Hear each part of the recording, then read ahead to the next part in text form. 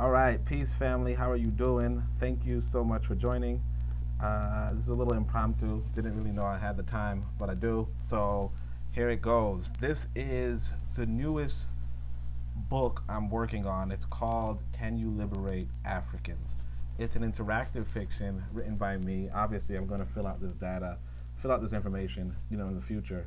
But so far, it's just a fun book, and I'm just going to jump into maybe one or two scenarios, one, two, three scenarios with you. So here's how this book is different from the usual books that you might be used to, which is instead of going from one page to the next, in um, let's say numerical order. What we do in these kind of interactive fiction books is that you are prompted with a choice, and from that choice, you go to a whole other book. I mean, you go to a whole other page, depending on what choice you make. So we're going to start off. Everybody starts at page one, right? So we start at page one, and it goes, as you sit in a packed auditorium, Ayana, the chairperson of the African Nation Builders Lodge, stands behind a podium.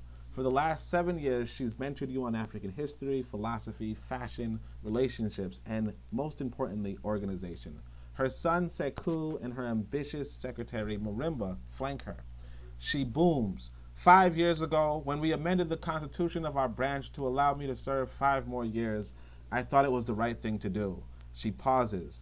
This gray hair says otherwise. Last fill the meeting hall as Ayana struts in her red, black, and green African print dress. A shout from the audience says she still has it. She turns and smiles. I know. Sekou, unfazed, stands straight with a puffed chest waiting for her announcement. Ayana continues, I will not run again to lead the African Nation Builders Lodge. We must understand that organization is a baton race. With that, I'm happy to say we are passing the baton to Sekou. Sekou, she begins handing her son her microphone. The young man reaches, but Marimba intercepts. Ayana puts on a fake smile. Actually, according to the amended Constitution, and you should know this, Chair, we need to have an election. We can't just hand you 5 more years again. We're not a dictatorship.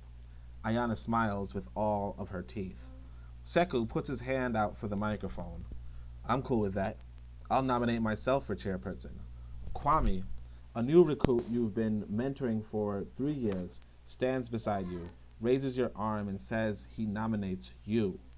Marimba quickly agrees and says you are an excellent nominee, while Cudjoe, the usually quiet but overly militant head of security, begins a chant of new blood, and Ayana and Sekou, once cool and smiling, become visibly unnerved. Order! Ayana calls. Then, speaking directly to you, says, Sekou is my child, but you are my sibling. Tell me, Undugu, sibling, what do you wish to do? So here's where this book is different from other books in that, you know, you're prompted, you're asked, right? For this example, you're asked, what do you want to do? Now, let me see if anybody is in the chat. If anybody wants to tell me where to go, what page should I turn? Try to type it, sooner than later. But if not, then, I'll just do it. So, what was I? So let's go back to this thing. So it says if you look at Sekou and say, may the best person win, right? Turn to page 2. And that just means that you're going to run against them. If you say, I'd happily serve your lineage, right? That means you're talking to Ayana. You turn to page 3. And if you say, I'm done with this organization, turn to page 4. So just for this story, we're going to turn to page 2, right?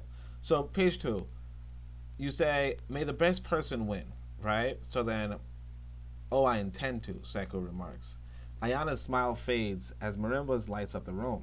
Marimba's happy. Kwame gives you a fist bump and whispers that Sekou is fast approaching. In a mad rush, Sekou breaks through the crowd and confronts you. He's the tallest of your trio, towering an easy 15 centimeters above you. And he's muscular too, a combat expert in his own right. The congregation spreads out as Sekou stands face to face with you and raises his hand. Some, as you'd expect, pull out their phones hoping to capture the unfolding events. Cudjoe, head of security, maneuvers the crowd to get closer, but he isn't fast enough.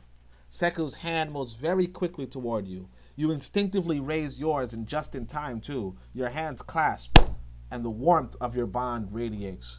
You decided to run. This is so exciting, Seku says. You've helped me so much. It's an honor to have you as an opponent. You agree. The congregation, accepting Ayana, Marimba, and Cudjoe, applaud your friendship. You were an inspiration to me in my youth, Seku continues. I haven't forgotten your lessons on our heritage. But, Seku warns, I'm no longer a child. I see, you say, signaling his height and muscled frame. Well, now speaking to the congregation, particularly Ayana, I'm looking to take the direction of this organization back to its roots. I've been in contact with the founder, and as chair, I intend to give Oni more control once again. You'll do no such thing, Ayana protests. Uh, and yeah, Oni's me. Like many people, she's no fan of Oni's. And, like I said, like many people. If you saw the morning I had today, you will see why I wrote this, right? A long time ago, no less. All right. Oh, I will, Mama. Marimba's face to Ayana shows an I told you so. Marimba then gestures for you to approach. As you approach, Cudjoe pulls on your arm. I wouldn't trust her. She's going to try to change this organization into a reparations movement. We shouldn't be about reparations. We should be about action. He slams his hand together. And tapping his sidearm, he repeats, action. For too long, our race has suffered at the hands of Eurasians. But let's not talk here. Come speak with me later, he says, walking off. Marimba catches your eyes and gestures toward you again, right? So now you have four options again, right? Or you have four options. One option is if you pull out your phone to call the founder Oni, turn to page 5, right? So that's a fun little, whatever, right? If you approach Marimba, turn to page 6, and I guess that's what we'll do, right? If you go outside to hear more from Cudjoe, and Cudjoe's like the militant guy, right? Turn to page 7. So you have a whole militant route you can take, right? Or if you say, excuse me, I have an election to win, turn to page 11. Actually, you know what? Yeah, let's turn to page 6, right? But like eventually, I think after 6 you can turn to 11. See? Excuse me, I'll turn to 11, right? So for 7 years, I watched you grow into our most promising member, Marimba greets you. She wears a yellow dominant print dress that contrasts nicely with her deep black skin and thick black locks plated with gold. She's so regal looking, you struggle to understand why reparations is her political calling. I only grow to reach your height. I've still much growing to do, she smiles, and reaching for your hand says, walking with me. Walk with me. Cudjoe rolls his eyes.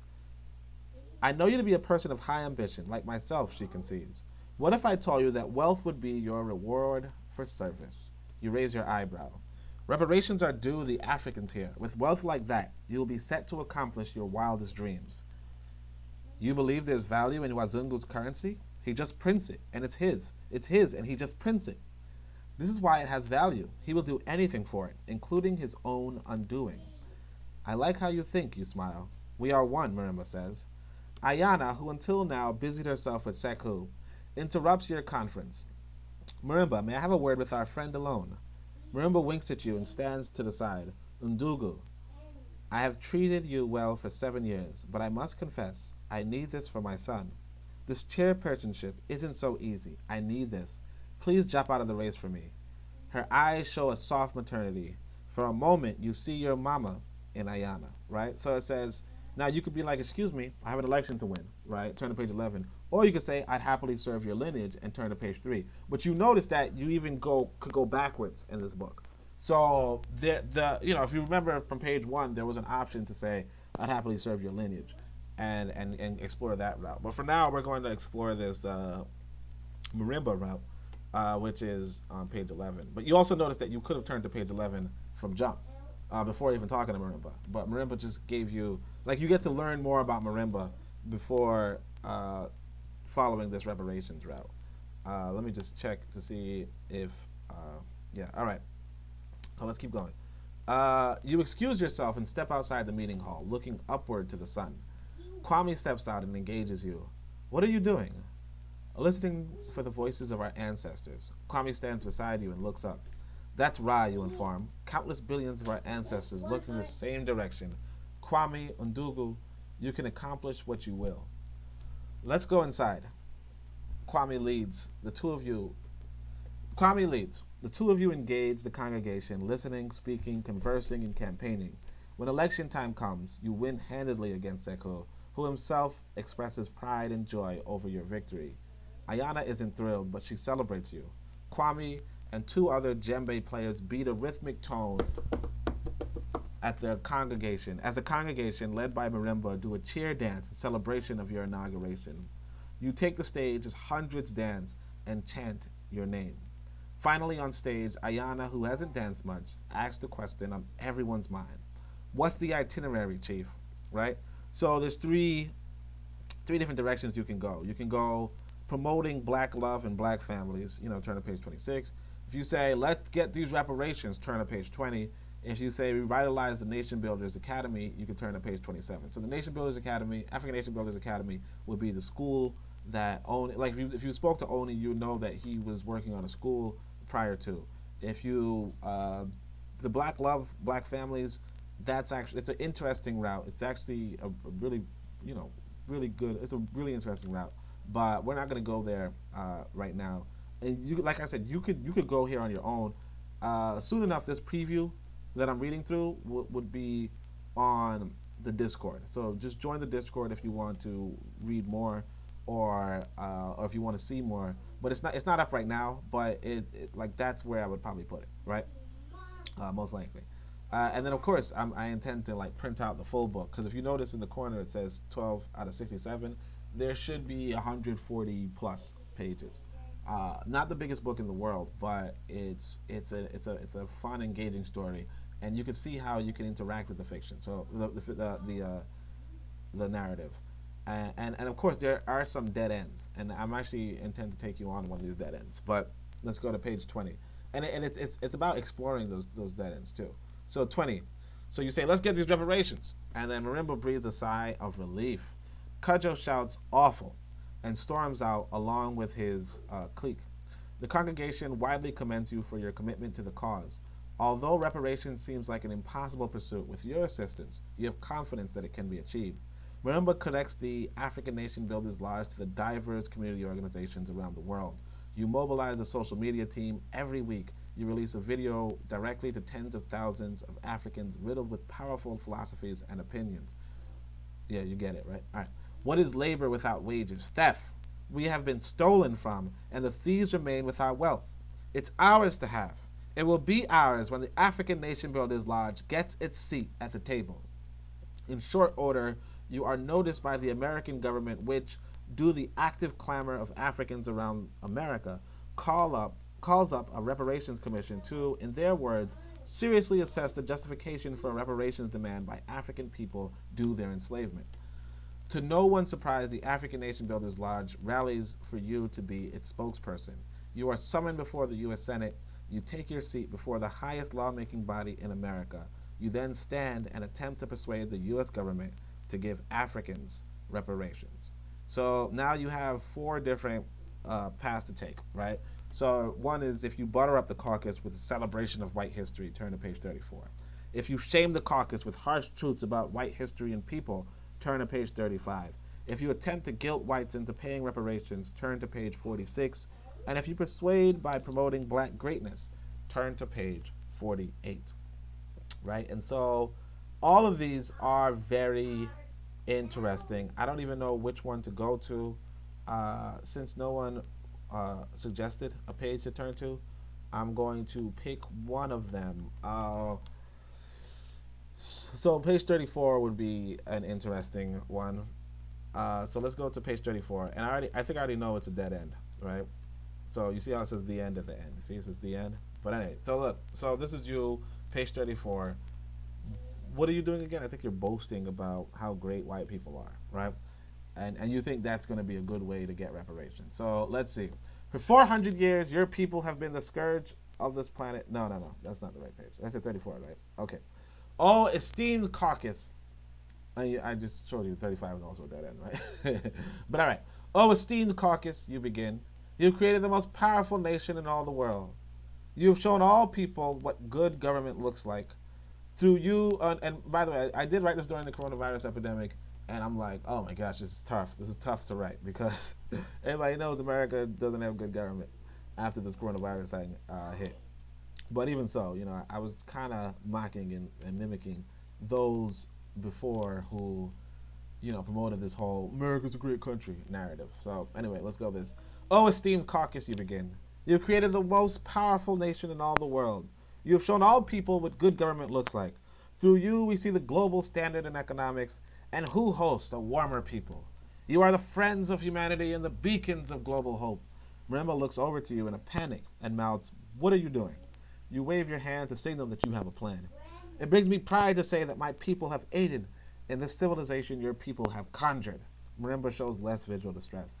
"For 400 years, Africans have worked alongside Europeans to make America the best country in the world. You add, there was a cost on our moral fabric and a stain on our respectable record.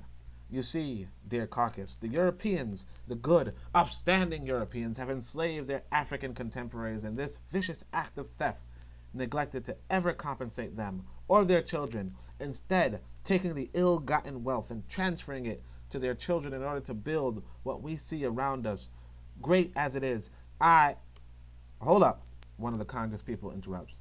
"You mean to say that slavery was the cause of our past successes and have assisted our ancestors to sustain good political, economical, and cultural growth because of it?" "In a sense. But my appeal here is in receiving. Wait a moment. You just told us slavery helped us become a global standard? We're falling short of this global supremacy you seem to think our people once had. What about we just re enslave your people and have your children beg for the payment? With all due respect, that's not what I want," you remind. "Just like with your reparations request, the decision was never yours. Congress passes a law to re enslave Africans in America. Your speech is rewritten in history books and shared with American whites who now live in a globally leading nation." The end. Uh, and I mean, I guess I might as well throw in the other option. Well, there was four options, but this is another dead end that you probably, you could always pause and read anyway, so I might as well read it for you. But so it goes. If you were to go and talk about how bad white people are, which is a different type of argument, you say, "For 400 years, your people have been the scourge of this planet Ptah. On every continent, your kind has ravaged the indigenous. Every land smells of death and decay because of you. The human family was once a collection of upstanding, intelligent scholars. Then your kind came along and subjected all of your petty lack of morals and your depraved social order. Where once there were kings and chiefs of noble intentions, you put stooges and parasites. Where once men made an honest living crafting arts and trading goods, you've made beggars and slaves. Where once men and women had powerful relations aligned with the cosmos, this great universe above us, you've made men and women lay with their own kind, children, animals, and worst, you. You are the worst thing to ever happen on this planet, and you owe every people all that you've stolen, which is all that you have." Maremma gives you a "well, all right" look as the other members of the African Nation Builders Lodge applaud. The head of the Congress waits for the applause to stop, then says, "We know," smiles, and finishes. "The case for reparations is dismissed. You didn't get reparations, but maybe you never wanted it.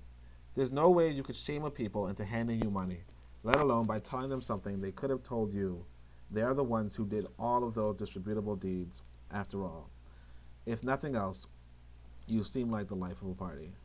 The end. So those are, obviously I gave you two endings, which is two more than you're supposed to have while you're reading a book. But that's how an interactive fiction works. But also, I hope you can see the intelligence and even the humor behind this sort of book, this sort of genre. Now, I'm still working on it, but I hope when I'm finished working on it that you can, add it to your library. I'm going to admit that it's not. I mean, it's a mature book. It's an intelligent book, so it's not really going to be for little kids. Particularly certain routes are not going to be so child friendly. But my issue, my contention with our people is that we have to be more mature. We can't just keep making immature content or immature narratives because that is not sufficient. So this is going to be on the mature side, not overly mature, but it's going to have maybe it's going to have a few adult themes, but it's really for you. You're listening to this. You're listening to this podcast. You're okay with me cursing if I need to curse, although I don't really curse in the book. But if you're okay with that kind of maturity, or if you want to call that maturity. But if you're okay with that, then that's something that this is the book for you. So don't look at it and say, you know what, when I have a kid, no, don't do that. This is a book that I want you to read because it explores different choices, different ways about going, and the main theme is like you saw, can you liberate Africa or liberate African people? And again, this is a work in progress. I hope you enjoyed listening. I hope you'll enjoy reading it, and maybe soon I'll have the preview on the Discord. But until then, feel free to join the Discord. Feel free to join the conversation, uh, and feel free to be to be your own voice. A lot of people join the Discord. They don't really type anything. They don't really say anything. You don't have to do that. You can like it's about being bold. It's about who are you? In this story, you can go speak before Congress. You get what I'm saying? Like, and this is the thing that we don't do as a people. We don't value ourselves. We don't value like we quote unquote value ancestors, but sort of, but not really. And it's actually maybe I'm gonna make another podcast on that subject. But for now, this is what the book looks like. It's let's go back to the first page. Can you liberate Africans? It looks like it's gonna be released in 2020. This is what I've been doing for my coronavirus quarantine or whatever. And hopefully you enjoy, like it, and feel free to subscribe. This is obviously the Pro Black Perspective on KWAZ Radio, so definitely check that out. And Asante Sana. All right, Shemi Amotep.